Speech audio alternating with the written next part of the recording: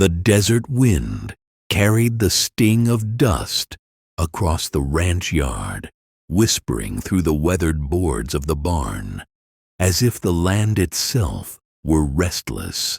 The sun had only just begun to sink, staining the horizon with blood-red streaks, and the cries of the cicadas had risen in chorus. Against the wooden wall, two young women huddled, stripped down to nothing but the thin cotton of their underclothes, their bodies marked by the brutal hands of fate.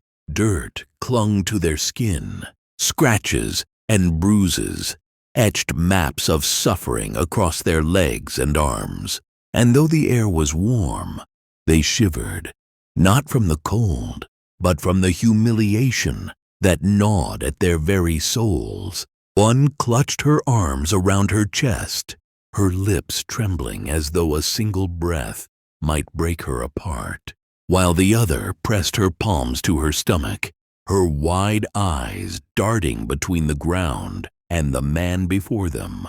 He crouched low, boots planted firmly in the dust, hat brim shadowing a face lined by years under the merciless sun.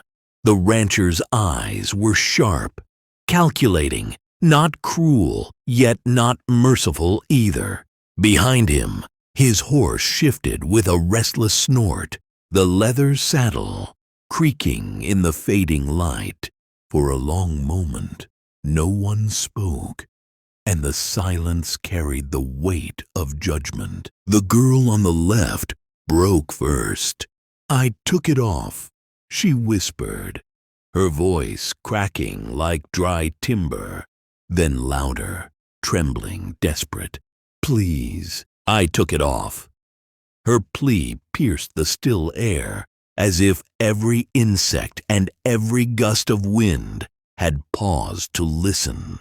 The rancher froze, his hand hovering near his knee, his gaze narrowing. In those words lay a surrender, a confession, and a challenge all at once. He hadn't asked her to say it, and yet she had spoken as though she'd crossed an invisible line, one from which there was no turning back. The man rose slowly, his silhouette stretching long against the dirt. His boots stirred the dust as he took one measured step closer, then another, until the girls pressed tighter against the barn wall, as if they might vanish into the timber. His jaw flexed, the muscles tight beneath his stubbled skin. "You think taking it off makes you safe?" he said finally, his voice low and steady, like thunder muttered in the distance. Neither girl answered. Their silence was an answer in itself. The rancher's mind spun. He hadn't asked for this. He hadn't wanted this moment. But here it was, dropped on his land like a burden carved by destiny. In their eyes he saw fear, yes, but also a glimmer of defiance. Like wild colts backed into a corral, ready to kick or bolt if given the chance.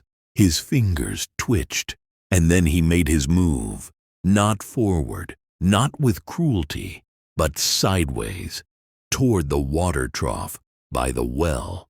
He dipped his hand into the cool liquid and splashed it across his face, the droplets cutting streaks through the dust on his skin. Then he spoke again, voice rough with grit. "You're on my land. That means you're under my rules. And out here, rules are the only thing keepin' a soul alive."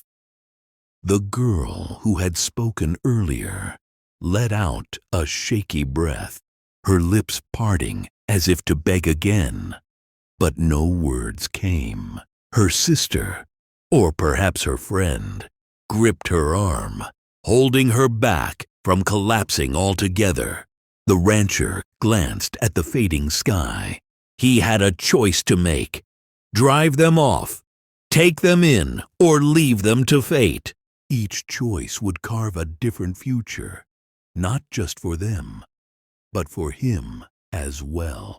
And the land, the harsh and unrelenting West, had a way of punishing men who made the wrong move